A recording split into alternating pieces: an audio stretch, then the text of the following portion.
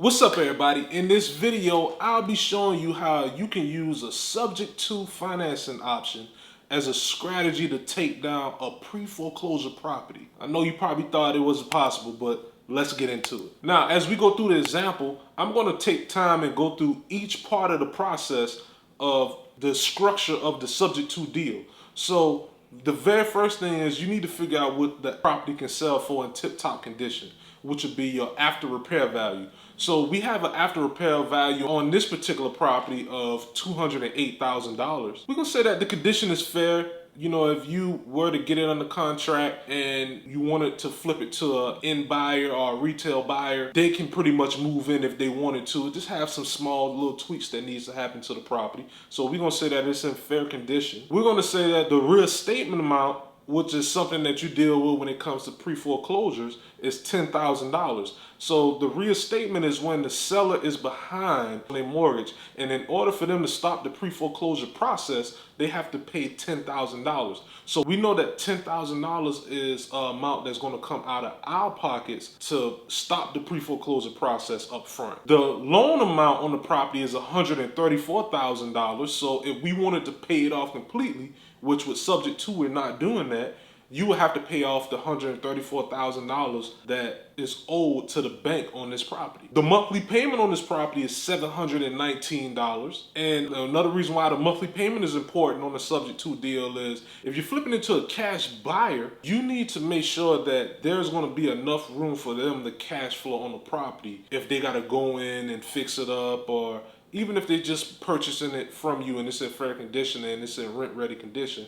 You want to make sure that they can cash flow on the property if it's going to be a landlord buyer to buy the property. And if a buyer is going in to flip the property, they need to know what the monthly payment is, because they're going to have to continue to make that monthly payment every single month at minimum, so that the property wouldn't go back into foreclosure while they're fixing it up and putting it on the market. Market rents in the area are going to be around $1,400 to $1,500. So then we know that the property can cash flow if it was for a landlord. And the seller situation is, okay, we know it's a pre-foreclosure. The seller may lose the property in 3 weeks if we don't move forward on the property. And that's going to affect their credit. It's going to be hard for them to get another property. But if we step in and take care of the reinstatement and we put money in their pocket so they can go on to their next property, they won't have to worry about this. So that's pretty much the situation. The ARV on the property is $208,000. The reinstatement amount is $10,000. The monthly payment on the property is $719 per month. Market rents are around $1,400 to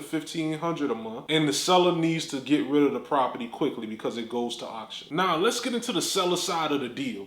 So we already collect all the information about the property. We know how much it's worth and everything. Now we need to sit down and structure a deal that could potentially make sense to the seller.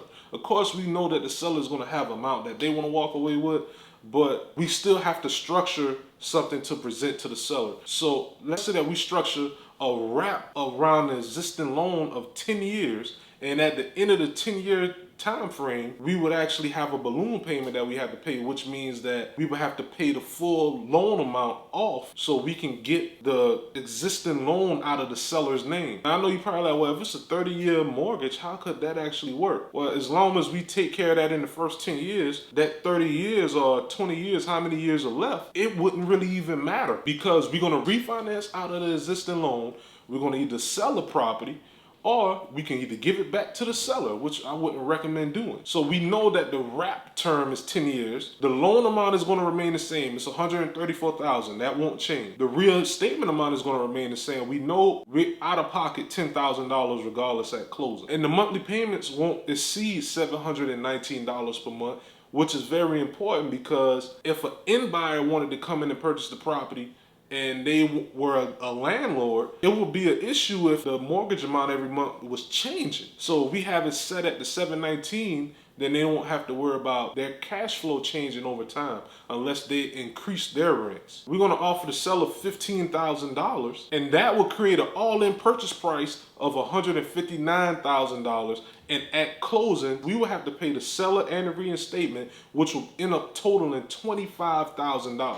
So that's pretty much the seller side. And most of the time, the seller is not going to automatically be at your number. The seller can potentially say, hey, if you can give me $30,000 at closing, if I can walk away with that, that's fine, and we can move on. But in most cases, if you have that reinstatement amount and you got to go in and fix the property up a little bit, most of the time that number is the first number the seller throws out to you may not work. But you just got to do your research to see if the number makes sense or not. But in this situation, let's say the seller agreed to $15,000 and the $10,000, so we out of pocket $25,000. Now, if you are enjoying this content, please just take 1 second, hit the like button, subscribe, and click the notification bell to show that you're appreciating the content, and I continue to bring more content to you. And now let's jump into the buyer side of the deal. So for the buyer side, let's say we're talking to cash buyers. Let's say that we have to structure that as well too. We're gonna have to figure out what numbers would actually make sense for us to flip this deal to a end buyer. So let's say that we sell a deal to an end buyer for $176,000. The down payment from the buyer is $42,000. You see where we as the wholesaler will actually make money now. And so pretty much everything else will remain the same. The wrap will be in place for 10 years. The loan amount will remain $134,000. The monthly payments want to see $719.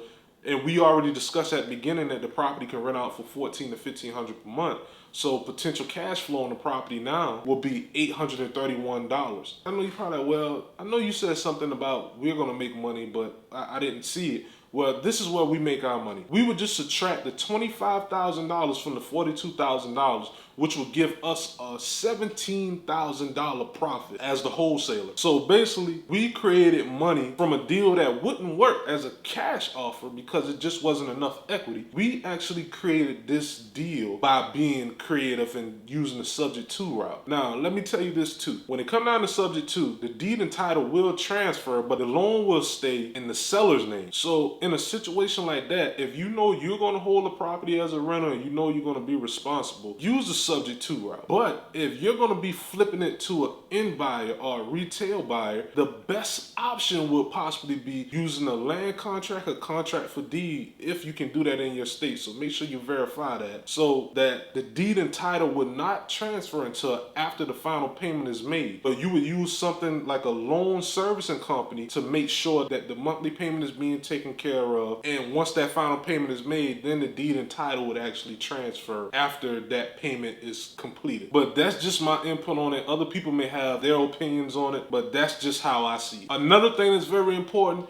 is figuring out what makes a good deal. This is what's going to make a good deal. If your subject property is in an area where there are a lot of comps, a lot of cash comps, then you know investors are definitely in the area.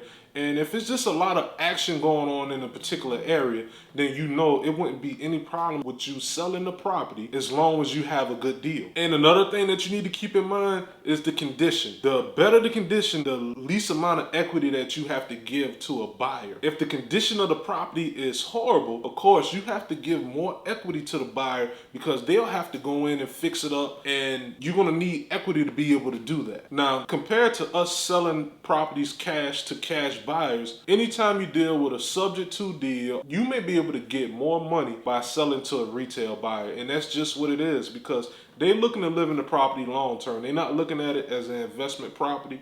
So you'll be able to get more from a retail buyer than you would from an investor. And another thing, you can always repeat the process. If you can find 100 subject to deals per month and they're all deals, you can do this 100 times a month if you can handle that. So that's just a good thing. You don't have to worry about getting a loan, and you'll be able to flip these properties even if it doesn't have a lot of equity. Now check out my wholesale playlist here, and I'll see you next time.